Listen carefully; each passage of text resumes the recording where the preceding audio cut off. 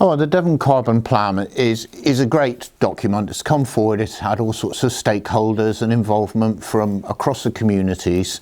It looks at how the county as a whole will bring down the carbon emissions that are created across our county down to close to zero, and then the difference will be offset by planting trees, etc. So net carbon zero by 2050 is their target, which is a bit of a shock and a bit of a shame.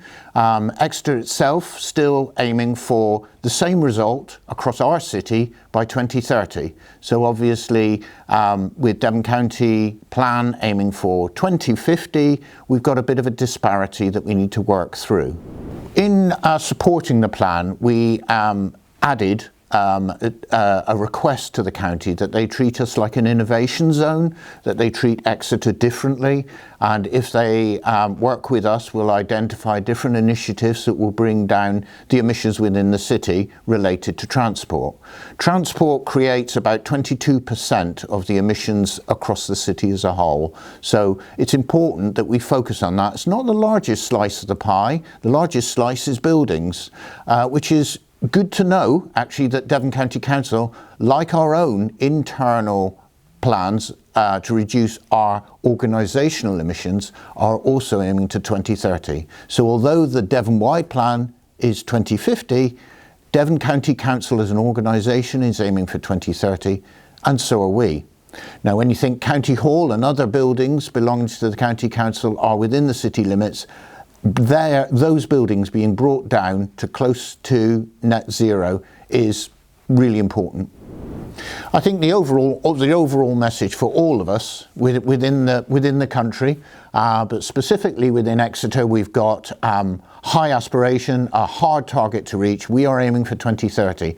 That is by no means an easy task. It's massive, but it does involve everybody understanding the issues and doing what we can to reduce our own personal emissions. It can be as simple as one less journey in the car, reducing the amount we use our cars, using public transport, walking, perhaps not eating meat for one of our meals during the week.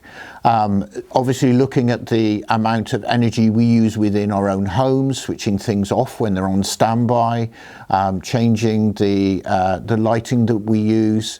There's lots of different ways that we can reduce our emissions, and there'll be more information coming forward to help people to make these decisions as we move forward towards 2030.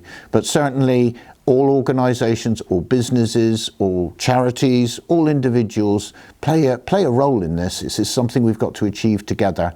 The City Council will do what it can, and its team are working really hard to help to deliver this outcome. But really, what it comes down to is us. It's me, it's you, it's the organisations we work for or work with that will enable us to reach zero emissions or net zero emissions by 2030.